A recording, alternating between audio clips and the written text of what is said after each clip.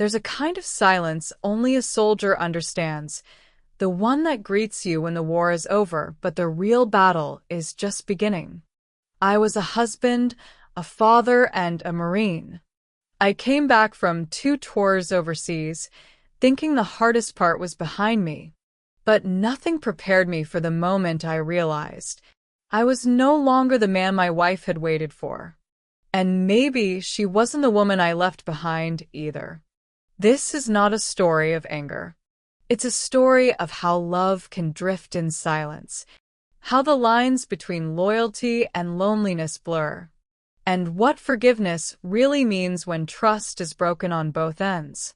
My name is Jonah, and this is how I lost everything I thought I knew and found something stronger in its place. There's a kind of silence that fills a home like fog, quiet but thick. It was the kind that settled between Jack and Claire in the weeks after he returned. She still made coffee every morning, still folded his laundry with the same care, still smiled when he walked through the door. But somewhere along the way, the connection between them had unraveled, gently, almost politely. Jack had been home for 47 days. He knew the number, counted it in his head every morning when he woke up and found her already out of bed. He kept waiting for things to feel normal again, for the house to breathe him in and welcome him back. But it didn't. Claire didn't. She'd grown quieter. Not cold, just quiet. As if her thoughts had drifted far out to sea and left her body behind, going through motions on autopilot. She asked about his sleep, his back pain, his meds, but never once asked what he had seen or what he'd lost. And maybe that was what hurt the most. They sat together, but they didn't touch. They spoke, but they didn't talk. One night, Jack stood in the kitchen doorway and watched her load the dishwasher. The sound of plates and water was the only thing between them. "I can't seem to find my place anymore," he said. Claire didn't turn around. She kept scrubbing. "What do you mean?" Jack's voice cracked just a little. "I came back, but I don't know how to come home." She paused, her hands still in the sink. And for a moment, he thought she might turn, might say something real, something raw. But she just said, "Maybe we both forgot how." And in that moment, Jack realized the war he had fought over there had followed him home, not with bombs or blood, but with space. Space between bedsheets. Space in a glance. Space in the silence of 2 people trying not to break the fragile routine of pretending they were okay. And that kind of distance, it doesn't make noise when it grows. It just expands quietly until you wake up one day and realize you're standing across the room from someone you used to know. He wanted to reach for her. God, he did. But his hands felt heavy, and she never looked back. And so they drifted, still married, still breathing, still sharing a house. But no longer sharing each other. Just 2 souls occupying the same silence. It started with a text Claire never meant to send. Or maybe she did. It was short, harmless, at first glance. Just 3 words. "Are you around?" She stared at it for a long time before hitting send. Her finger hovered over the screen, her breath held tight in her chest. And when she finally tapped it, the release felt like defeat. The reply came within seconds. "Always." That word, that cursed, comforting word. Claire didn't tell Jack where she was going that evening. She didn't need to, he didn't ask. He was on the couch, reading old letters from a time when words between them were handwritten, when love still felt like a promise and not a performance. She stepped out into the cold, her jacket barely zipped, her heartbeat already too loud. His name was Logan. Not a stranger. Not anymore. He'd been a friend, a neighbor, a presence. He was the one who fixed the leaking sink when Jack was deployed in Afghanistan. The one who dropped off casseroles when Claire broke her wrist. The one who didn't ask about the war, but saw the woman who waded through it. And one night, one quiet, tired night when Claire had too much wine and even more loneliness, he held her when she cried. That's how it began. No seduction. No plan. Just two broken people reaching for something warm. Now, standing in the low light of Logan's apartment, Claire couldn't look him in the eye. I shouldn't be here, she said. He didn't reach for her. Not this time. I know, he replied. But you are. Her voice cracked. It's not because I don't love Jack.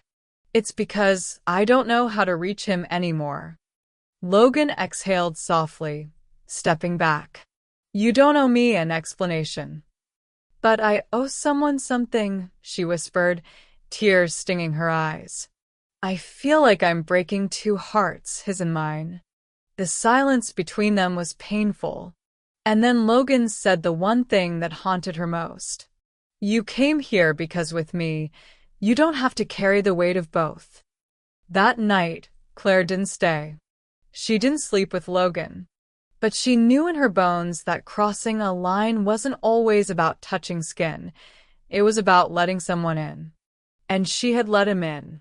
When she got home, Jack was still awake, still sitting on the couch, the TV flickering muted colors across the room. He didn't look up when she entered, but she sat beside him, folded her hands in her lap, and spoke the words that changed everything. I have to tell you something. His shoulders tensed. She kept going. There's someone else. It didn't become physical, but it crossed a line. I crossed a line. Jack's jaw clenched, his eyes still on the screen, but his voice came out measured, broken. Was it because I wasn't enough? No, she said, her voice shaking. It's because I was too empty to ask for what I needed and too tired of waiting for you to notice. Silence again. Heavy. Hollow. And for the first time in a long time, Jack turned his head, looked at her, really looked at her. And all he said was, "Thank you for telling me before it became more." Then he stood, walked to their bedroom, and closed the door. And Claire sat there, her chest caving in, realizing that honesty doesn't always feel like freedom. Sometimes, it feels like breaking glass, with no guarantee anyone will pick up the pieces. The door closed behind Jack with a finality that echoed. Not just in the room, but in Claire's chest. She didn't sleep that night. Neither did he. They didn't speak the next morning either, only passing one another in the kitchen with quiet nods and lowered eyes. The kind of silence that wasn't angry, just deeply, profoundly tired. By the third day, Jack packed a small bag. He didn't say where he was going. He just stood by the door, keys in one hand, duffel in the other, and met Claire's eyes. I need time, he said. Claire nodded. I know. And then he left. The motel wasn't far. Just outside the city. A rundown place with faded paint and a neon sign that flickered like it hadn't slept in years either. Room 213. 2 beds. 1 working lamp. A stale coffee pot. That kind of motel. Jack didn't come for comfort. He came to breathe. He lay on one bed, staring at the ceiling, trying to remember the last time he'd truly felt like a husband. Not just a soldier, not just a provider, but someone Claire reached for. It wasn't that he didn't love her. It's that somewhere between the deployments, the re-entries, the quiet dinners with too much space between their words, he'd forgotten how to show it. And now there was another man's name in the room, even if Claire hadn't spoken it. Jack sat on the edge of the bed that night, staring at the phone. His thumb hovered over his contacts. Not Claire's number. Someone else's. Her name was Audrey, a bartender he'd met during his 3rd tour home. Just someone to talk to, at first. She listened. She laughed easily. And she never asked questions about the war. They'd exchanged numbers. Nothing happened. But now her name felt like temptation in his hand. He stared at the screen, heart pounding in a way that felt too familiar. He could cross the line. Even the scales. Make this hurt less. But then he remembered Claire's voice. I crossed a line. Not you crossed a line. Not we broke each other. She owned it. And Jack, despite the storm inside him, was still a man who valued ownership. He put the phone down, picked up a pen instead. Dear Claire, I don't know where this ends, but I know how we got here. You waited. I withdrew. You needed softness. I brought silence. I thought I was protecting you by carrying everything. But in doing so, I left you carrying us alone. That motel room didn't heal anything, but it gave me space to see it clearly. I miss you. Not just the you in our house. I miss the version of you that used to laugh with her whole face. I miss being the reason you felt safe. I don't know if I can be that man again, but I want to try. If you'll let me. Jack. Jack folded the letter and placed it in an envelope, scrawled her name across the front. No return address. No stamps. Just his handwriting, the only thing about him she'd always trusted. He slipped it under their front door the next morning, then waited, alone, in the motel room where temptation had come and gone like a passing storm.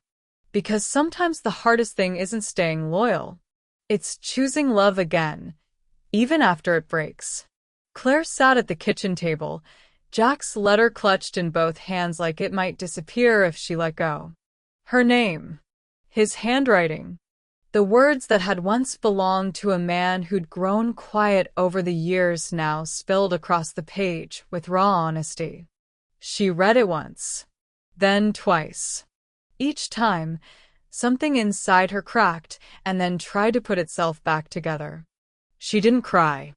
She wanted to, but the tears just wouldn't come. So she did the only thing that made sense in the moment.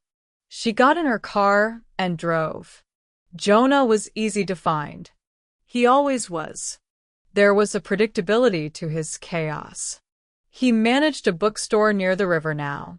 The kind with mismatched chairs, walls of used paperbacks, and a bell that jingled with every lost soul that wandered in looking for meaning between pages. Claire hadn't stepped foot inside that store in over a year. Not since before Jack's last deployment. Not since she and Jonah had last spoken, really spoken. But she remembered the way Jonah looked at her once. Like she was a story worth reading slowly. The bell jingled. And then there he was. Jonah. Still wearing threadbare sweaters that didn't quite fit. Still smelling like espresso and cedar. His eyes, soft brown, familiar, lit up the moment they landed on her. Claire? He asked, voice caught somewhere between surprise and caution. I wasn't sure if you still worked here, she replied. I own it now, he said, rubbing the back of his neck, suddenly boyish again. Wasn't planning to. But life has a way of making decisions for you. She smiled. It didn't reach her eyes. Can we talk? She asked. Jonah didn't hesitate. He led her to the back room, where a small couch sagged in the middle and dust danced in the sunlight. He closed the door behind them. The silence that followed wasn't awkward. It was heavy, dense with memory. He sat across from her, leaning forward, elbows on his knees. You don't have to say anything, he began. But I want to, she interrupted. Her voice was steady. I made a mistake, she said. Jonah's eyes didn't leave hers. I thought I was filling a gap, but all I did was widen it. Jonah nodded slowly. You don't owe me an explanation. But I owe myself one, she said. You were kind when I needed kindness, but I mistook that for connection. And now Jack's hurting because I stopped trying to reach him. Jonah leaned back. He didn't flinch, didn't defend himself. Just absorbed her words like he always did, with a quiet grace that made Claire's throat tighten. I never meant to be the reason you felt further from him, he said. You weren't, she replied. But I let you become a mirror I didn't want to look into. They sat there for a while, talking. Not about the affair. Not even about Jack. But about books. About the cafe that used to sit on Main Street before it burned down. About how neither of them had ever really felt at home in their own skin until someone else reminded them they deserved to. It wasn't closure. It wasn't absolution. It was just human. And when Claire finally stood to leave, Jonah walked her to the door. Take care of yourself, he said, eyes full of something that looked like forgiveness. I'm trying, she replied, stepping out into the fading afternoon light. Back in her car, Claire rested her forehead on the steering wheel. It had taken seeing Jonah again to realize what she truly missed. Not just Jack, but herself. It arrived in the mailbox 2 days after she saw Jonah. No return address. Just her name, Claire Bennett, written in blocky, careful handwriting she hadn't seen in months. She knew immediately. Jack. She held the envelope to her chest for a long moment before sliding her finger under the flap. The paper inside was creased, edges soft from being handled too much. As if he had rewritten this letter over and over again. Maybe he had. She unfolded it with trembling hands. And read. Claire. By the time you read this, I'll be in a different place, not just physically, but mentally, emotionally. I started writing this in a motel room, hours after I walked through our front door and found everything just off. You probably think I didn't notice, but I did. I noticed the way the kitchen smelled different, the way your smile didn't quite reach your eyes, the way your favorite mug wasn't in the dishwasher like it always used to be. I noticed him. I didn't say anything that night because I didn't know how. Because part of me didn't want to know for sure. But the truth has a way of clawing its way out, doesn't it? Claire paused. Her breath hitched. She blinked hard, trying to clear the blur from her eyes before continuing. You hurt me, Claire. But not in the way most would think. Not because you kissed someone else. Not even because you slept with someone else. But because somewhere along the way, I became a stranger in my own home, and I didn't fight hard enough to change that. I let the silence grow. I let deployments be an excuse. I let the pain you carried alone sit quietly between us, without reaching across to hold it. That's on me. Claire bit her lip, the tears now steady. His words weren't cruel. They weren't angry. They were true. But this letter isn't just about blame. It's about the bridge I still believe we can build back. If you're willing. If there's still something between us, something real, something worth fighting for, I want to try. Not because we owe it to the years or the house or the pictures on the wall, but because you were the only letter I ever wrote in my head during every patrol. The only face I searched for in every crowd when I came home. I want to know you again. I want to meet the woman you've become in the months we stopped seeing each other. But only if you want to meet the man I've become too. We've both made mistakes. But maybe we still deserve each other. Think about it. Jack. Claire held the letter in her lap for a long while. The world outside her window went quiet, and in her heart, something unfamiliar began to bloom. Hope. The kitchen table used to be the place where everything made sense.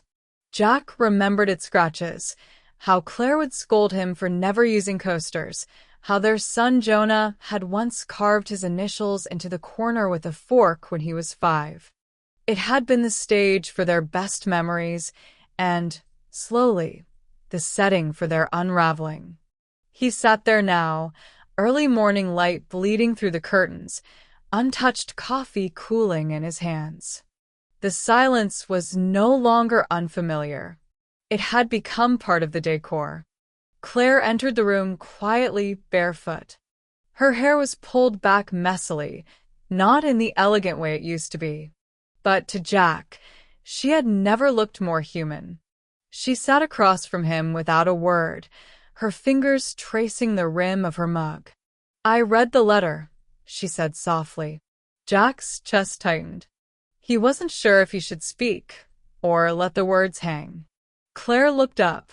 Her eyes were tired, not from lack of sleep, but from holding back emotion for too long. "You wrote things I didn't know you still felt," she continued. "Things I needed to hear." Jack's voice cracked as he answered. "I didn't know I could still say them out loud." She nodded slowly, then took a deep breath. "I'm angry," she admitted. "I'm hurt, not just by what happened, but by how long I've felt invisible."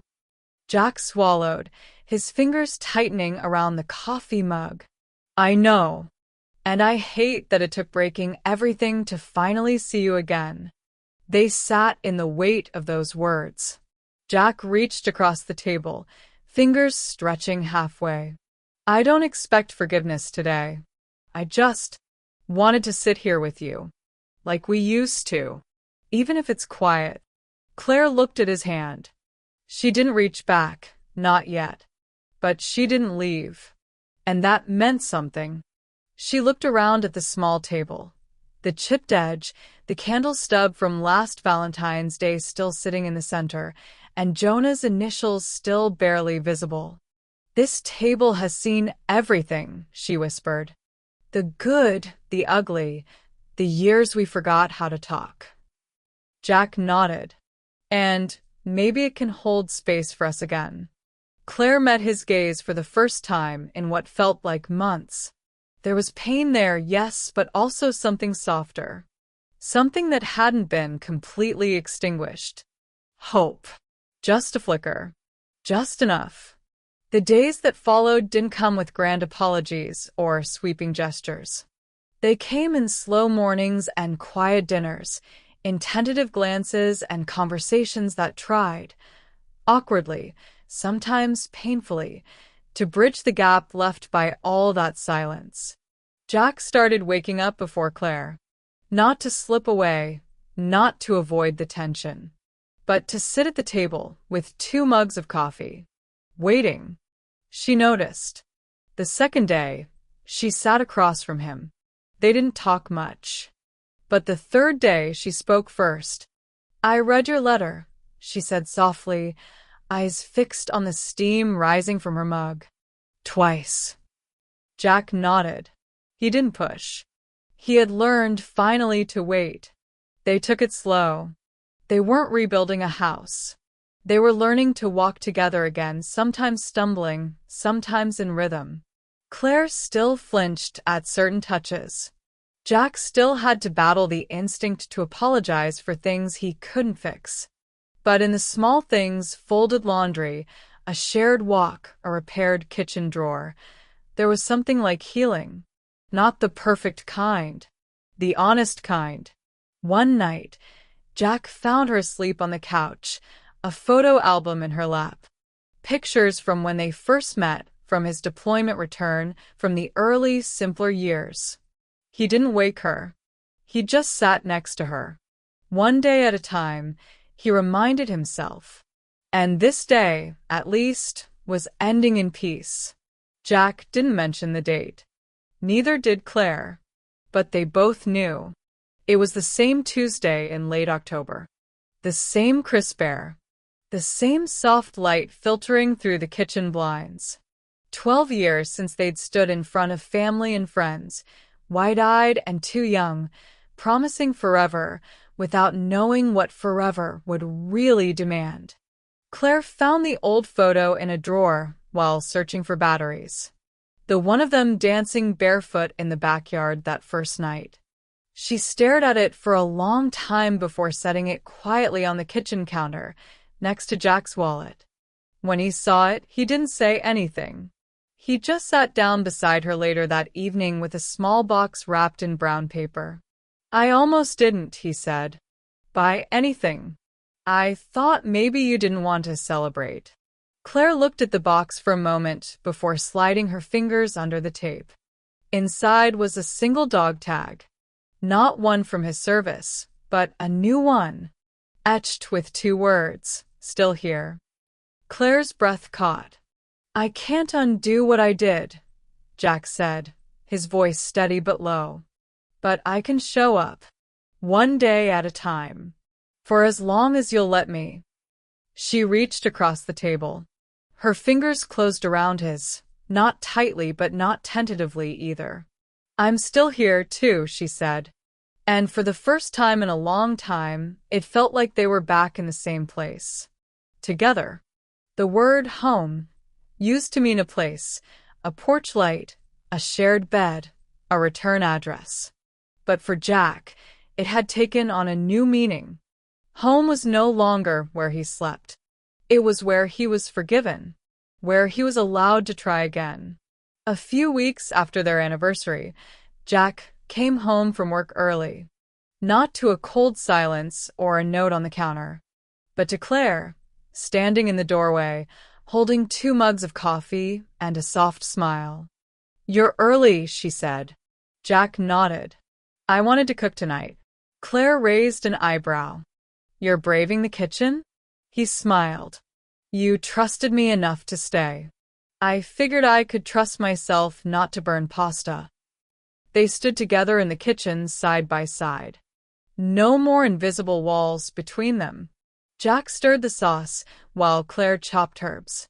It wasn't dramatic. It wasn't perfect. But it was real. Later, they ate on the couch, a blanket draped over their knees, their dog curled at their feet, a movie playing quietly in the background. At some point, Claire leaned her head against his shoulder. You were gone for a long time, Jack, she whispered. But I think you're really back now. He kissed the top of her head. I didn't just come back, he said.